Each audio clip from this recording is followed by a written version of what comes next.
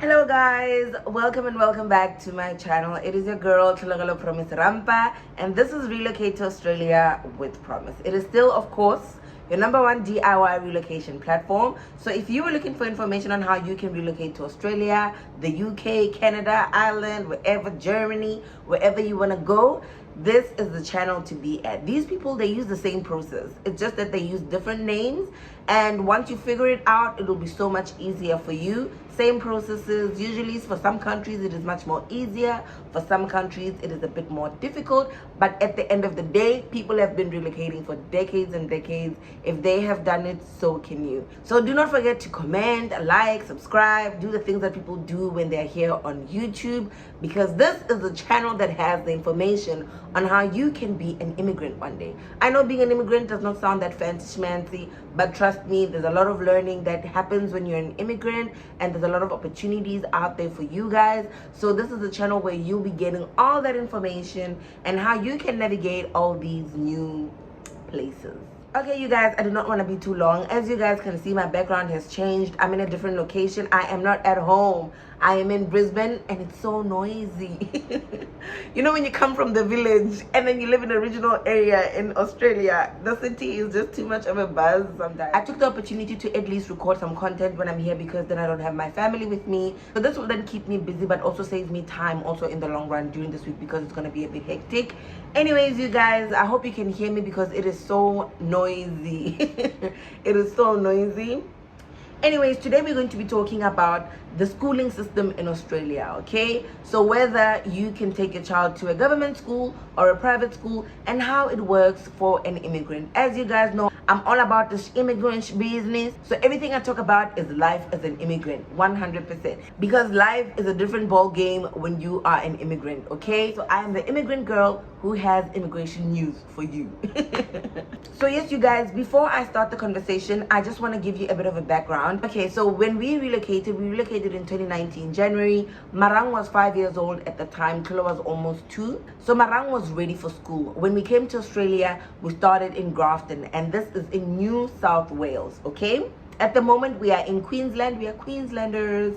We are in Queensland, and that's where our permanent residency is from, and we have settled in Queensland. So when we started in New South Wales, we obviously had to enroll Marang in school, but we were not aware of the process that we need to go through as immigrants, because we did not get the information. So I'm going to talk about the things that you're going to need to enroll your child as an immigrant. I'm just going to park that for a while. So the thing that I wanted to explain was that Marang was 5 years old, right? But at the time, she was born in September.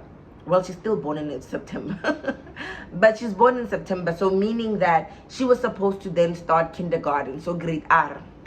So grade R when you look at the South African system. So they call it kindergarten in New South Wales, they call it grade R in South Africa, and in Queensland it's called prep. So Tlulo at the moment is in kindergarten, but she's 4 years old. So with Queensland, how they do it, it's weird. With Queensland, how they do it, it's weird. They have kindergarten, which is kind of like preparation for prep before grade 1. So they prepare your child 2 years before the child goes to grade 1. It's insane. So when we arrived in Australia, if Marang was 5 years old and was born in June, then she was going to go to grade 1, year 1. But because she was born in September, she was supposed to start in kindergarten. It worked out for us because, as you guys know, we are from the village, so she did not know English that well. So I think her going to kindergarten helped her to develop her English before she went into school. I think we relocated at a good time for her. Bad time for Krulo, good time for Marang. So what you need to understand about Australia is that Australia is this big country. They call it country, but I see it as a continent. Reason why I say that, this country is divided into six states. I think it's 6. So there is Victoria, there's New South Wales, Queensland, Northern Territory, Western Australia, and Tasmania. Tasmania is kind of like on an island, so it's like the Australian continent country, and this little island, it's kind of like separated from the continent, but it's still part of Australia. They have one president, a federal president, yes, like for the whole country that governs everybody. And then they've got ministers, like mini presidents for every state. And in every state, they have their own regulations, they have their own processes, even though it's kind of like similar, but they use different terms sometimes, and they sometimes have good and bad legislations. So you'll hear people saying, well, if you want this to be done, go live in Victoria. If you want this, go live here. And you're like, aren't you this? Anyway, never mind, it's fine. So what happened was we found accommodation, a place to rent, and then we went looking for a school. So we looked at schools around. Anyway, this is something that I would do even when I was in South Africa. I'd always look at the schools around the place that we were going to be. Because I wasn't employed, I was able to do like a lot of research. So every time where there would be like noise buzzing in a certain state or in a certain town, I would go research the town. So I'd look at the kind of accommodation they have, the kind of schooling they have, even when I was back in Africa. So I do recommend for you guys to do the same thing, even though you're not gonna go to that place, but it gives you an idea of what you might be working with.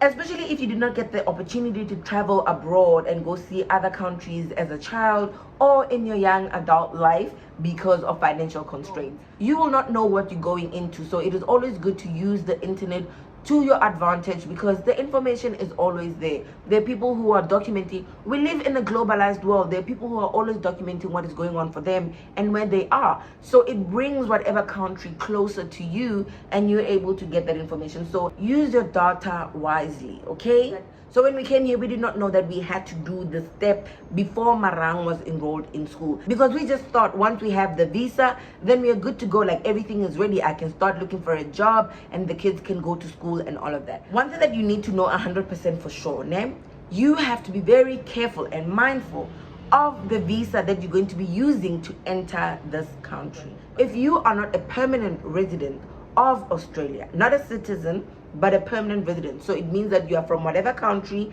and you're coming into Australia as an immigrant, but you want to live in this country permanently or longer than just 2 or 3, 5 years, okay?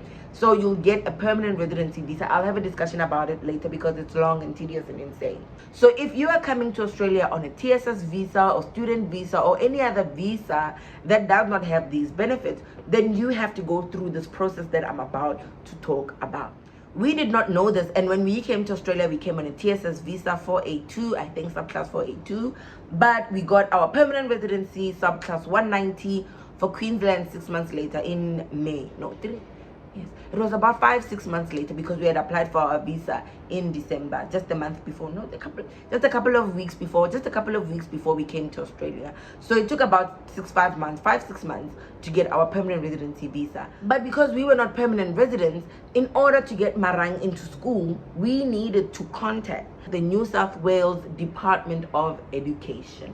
So every state has their own individual Department of Educations. So you would have to contact them. Usually they have a form online that you have to fill out to say this is who you are, and you have to put there your visa status, how long you're going to be in the country, how long were you given, what is your passport numbers, and all of that, like the whole spiel. I will leave links for different departments of education on my descriptions down below, so you just identify the one that you need. If it's going to be Queensland, just go to the Queensland one. You can still navigate the other ones just to get used to the terminology and what is expected from you, to get you ready for when you're going to do that application. And I think you are able to still do that application when you are back in Africa or wherever you are, for as long as your visa has been granted. So you can do this process even before entering into the country. So Marang was unable to go to school for a couple of days after school opened, because we did not do that process. So what happened was, we went to the school that we wanted to enroll her in, and we did the application and everything. Because they were not familiar with the process,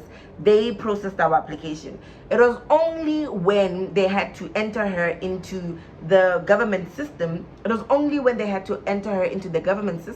where they realized, hey, no, they need to fill in this form before we can take their child. So they contacted us. We went back to the school and they said, well, you need to contact these people, the Department of Education, and fill out this, and this is what needs to be done.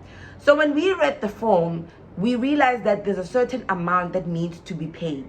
right? There's a certain amount that needs to be paid in order for your child to go into a government school. So this is what happens. If you are an immigrant but on a permanent residency visa, your child is eligible for free education in a government school.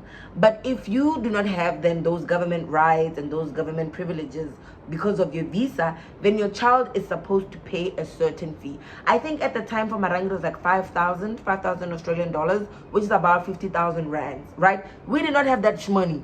We did not have that money. So what I did, I contacted them. I wrote in our application, listen, this is my husband. He's the only one that is employed at the moment. We cannot afford to pay this fee, because there is a part there where it asks you, do you need an exemption for this fee? Like, will you not be able to pay this fee? Because they do understand that sometimes people come here as students and they come with their children, but they will not be able to cough out the money because they don't have it, especially when you come from a country where we come from, where the rand is just the rand, and when you convert it to the dollar is practically not good. So you sometimes will need assistance, for sure. I know definitely you will need assistance, and that's why I'm always telling people, do this process yourself in order to save money in the long run, because you are going to need that money. And so I said to them, listen, I'm not working, because at the time when we arrived, I started working in April.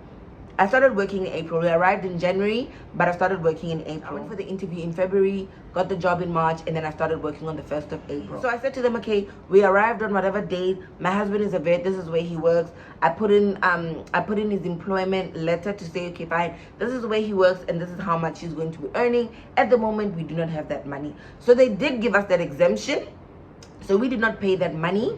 And they said to us, once the situation and the circumstances change, for us to let them know. So then Marang was in the education system, and she was then enrolled in school. So she went to school a couple of days after everyone started school because of that. So I'm giving you this tip in order for you guys to avoid such happening, for you guys to be prepared and fill in these forms before you come to Australia so that your kids are ready for school. So do this before you come to Australia if possible, okay? So yes, we got the exemption. Marang went to school and all was well. Then I got a job in April, and then I sent them an email saying, hey, just updating you, I got employment and this is how much I'm going to be paid. Just asking if my status has changed with you guys.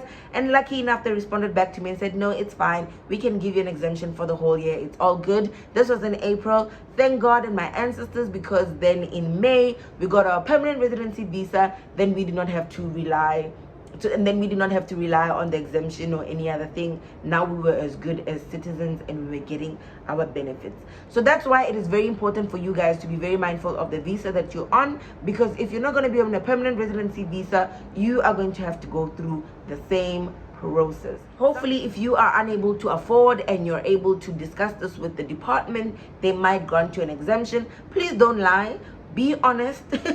Please don't lie. Be honest. If you cannot afford it, be honest and upfront with them. I think honesty is always the best policy when coming to such situations. So you assess your situations, see what you can afford and what you can't. This will also help you to kind of make a decision as to, do I leave my children and then come to Australia, and only after I get my permanent residency visa will I go collect my children, because of the financial implications and all of that. So being clued up and knowledgeable about this is going to help you make very wise and knowledgeable decisions about your relocation journey, okay? And again, we did not know these things. We literally went into this whole relocation thing, coming to Australia blind. We were just like, whatever we find, and we'll deal with it when we get there. So now you don't have to do that, guys, because I am here telling you this is what's going to happen for you guys. So the same situation also applies for Queensland. However, with Queensland, we did not have to go through that process because we were already permanent residents of that state. So we did not have to go through the process. However, I did have a conversation with somebody who has gone through that process, because I think their partner was not a permanent resident and they brought their child. So they had to then take that child to a private school, because here in Queensland, they do not have that exemption. In New South Wales, they do have that exemption. Queensland doesn't, which is something that you also need to consider. So when I leave those links, down below, look for which state.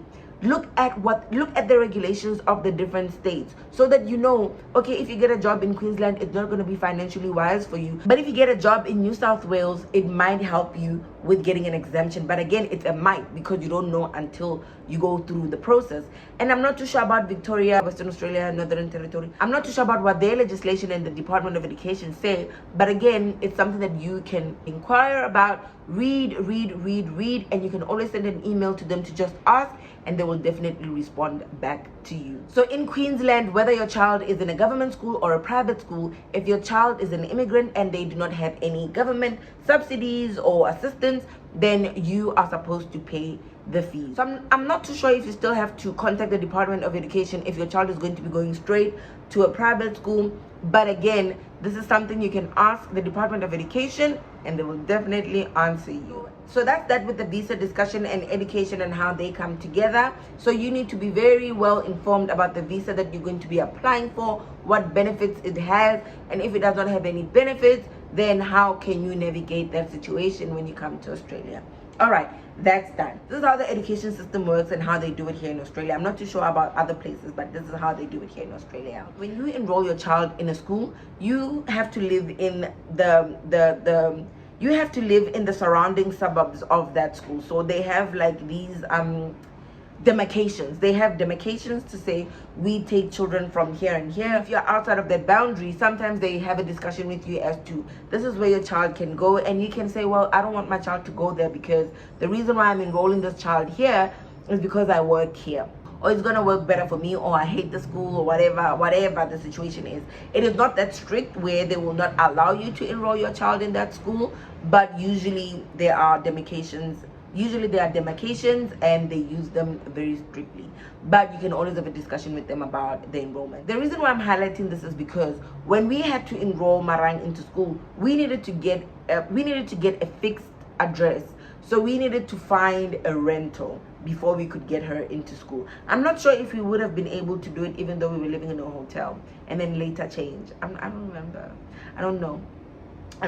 But when we came, it was still school holidays, because we planned our things, y'all. It was still school holidays, and then it gave us time. When we came, it was still school holidays, and it gave us time to look for accommodation, to settle and not worry about school. And it was only after schools reopened that we then did the whole schooling process. So you also need to be very mindful about when are you going to relocate and how that's going to affect you and how that's going to look like for you and your family, okay? But as I said, if you're well organized and you're able to do things prior to coming to Australia, I do recommend that you try to do that as much as possible, because it's really going to alleviate a lot of stress when you come over and you're well informed and you know where to go. It's going to be easy for you to just ngena puma, okay? So yes, Tula is going to school next year. She's starting big school. I'm very nervous about it, but I'm so excited as well, because I'm not going to be paying childcare anymore. Ooh, the way I'm so happy, I keep repeating this over and over again. I am over the moon.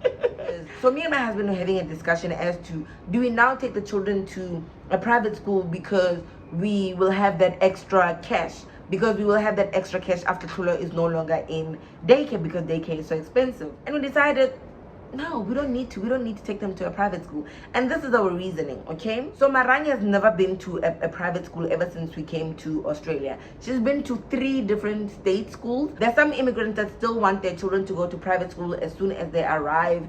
As soon as they arrive in Australia, they can afford it, and that's okay. But there's some immigrants that will not be able to afford to take their children to private schools, so they will have to start with government schools, okay? And that was the situation with us. Like, we could not afford for our children to go to a private school because we did not have the money. But now, because things have changed and things are changing, we are able to afford school. But I'm like, I don't see the need.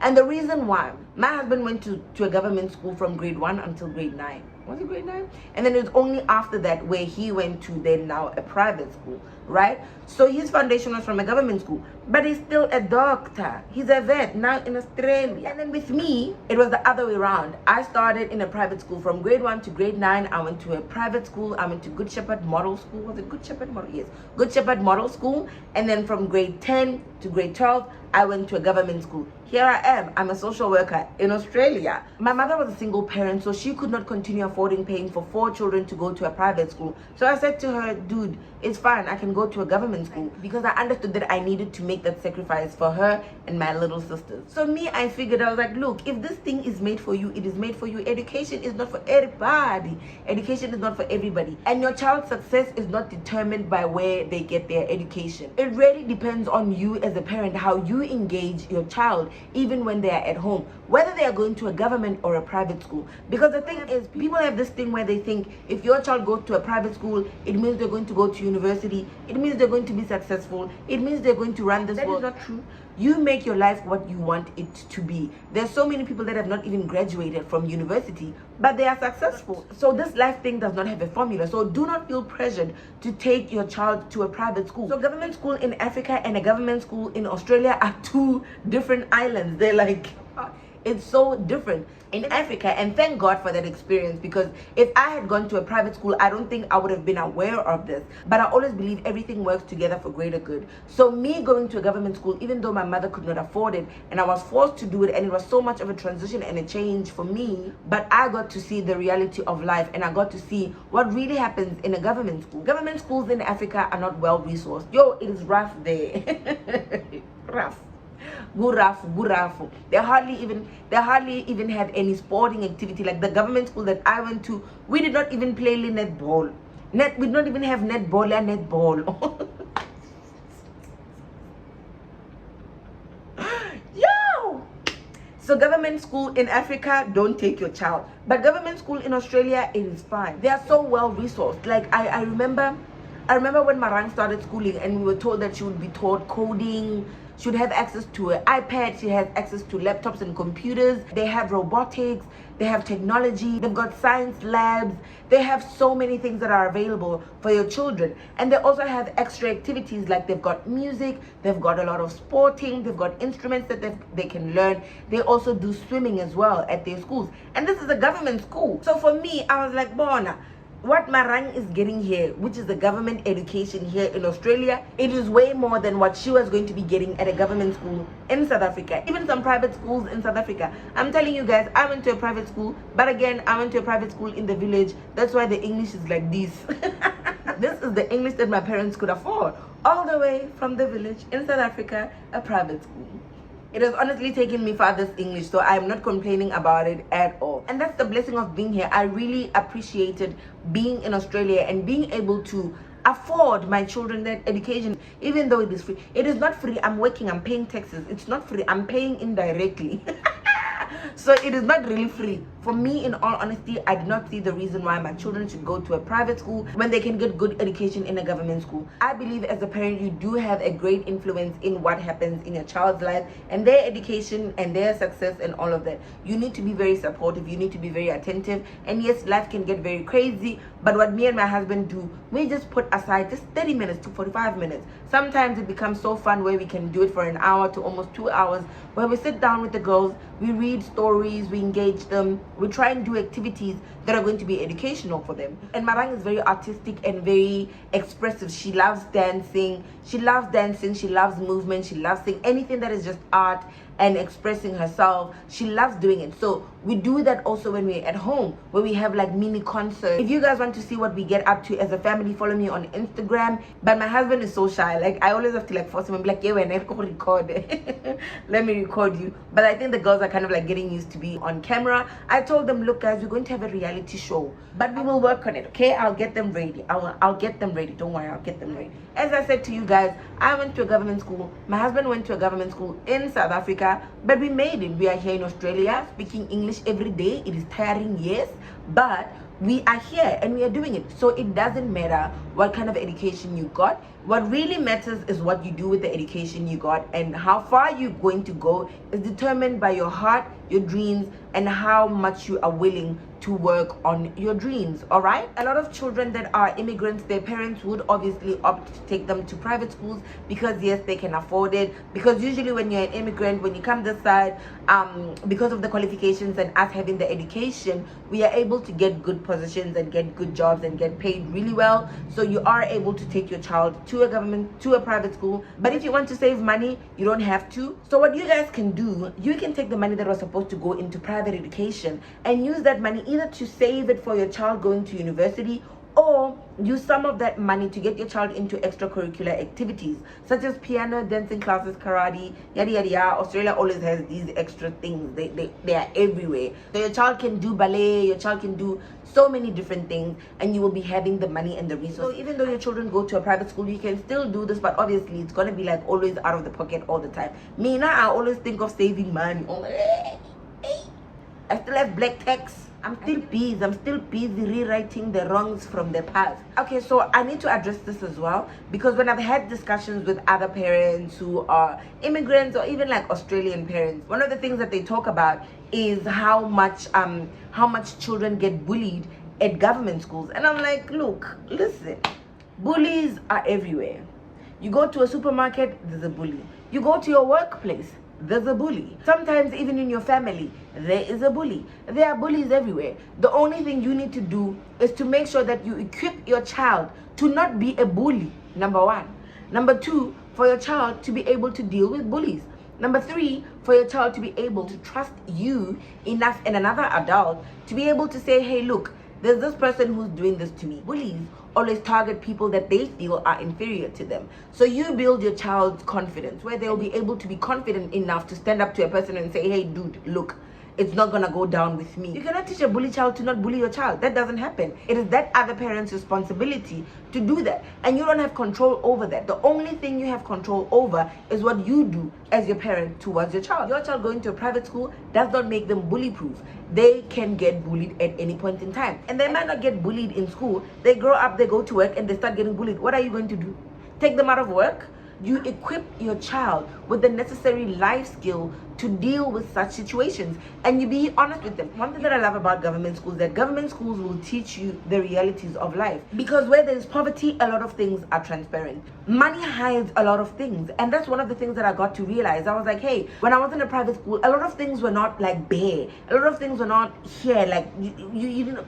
You were so sheltered from it. You were sheltered from a lot of things because, as I said, money can hide a lot of things. But when you go to a government school, you start to see the realities of life, where you're like, hey, okay, you see girls giving birth to assembly, there are boys smoking behind the classrooms, yes, man is beating up the teachers. Dude, look, government schools in South Africa, especially high schools, I'm not too sure about primary schools, but in high schools you can get stabbed as a teacher. They're stabbing each other, these children. One of the issues that parents have, especially for children that are in high school, is that the children there sometimes do drugs. And when they say drugs, it's like marijuana. So I'm like, hey, just tell your child to not take drugs. Or you do regular drug testing in your house. If you want a meal, pee in here. Pee, the stick comes back with marijuana. You are not eating. You are an adult. Go find a job. And if your child decides that they want to do drugs, what are you going to do? Accurate, it's something that they have decided to do. Hey, now do it. Do it. Just know the consequences these. As a parent, yes, you are responsible, but trust me, you are responsible until 18. At the 18th birthday, you are an adult. What happens from there onwards is the decision that your child would have made themselves. Your child will be fine even if they're in a government school, for as long as your parenting skills are good. And if you feel like you're messing it up, it's okay. We are all messing it up because we don't know what we are doing. We do not know what we are doing. We were not born parents. We just picked this thing up along the way. So you can mess it up. It's fine. You can mess it up. A lot of people are messing it up. But always have time to reflect and be honest with your experiences and what you're going through, and seek support anytime you need it. So that wraps up my discussion for education in Australia, government school, private school, the debate. It wraps it up. So you guys need to decide what is going to work best for you. It is still within the finance series, because yes, we are talking about shmoney, the shmoola, because you guys need to be aware that there might be a fee you will have to pay if your child goes to a government school as an immigrant, or you might have to take your child to a private school. So that's the situation. At least you guys know by now. So I'll see you guys again in my next upload. Take care, and I hope you have a fruitful and productive week. Bye bye.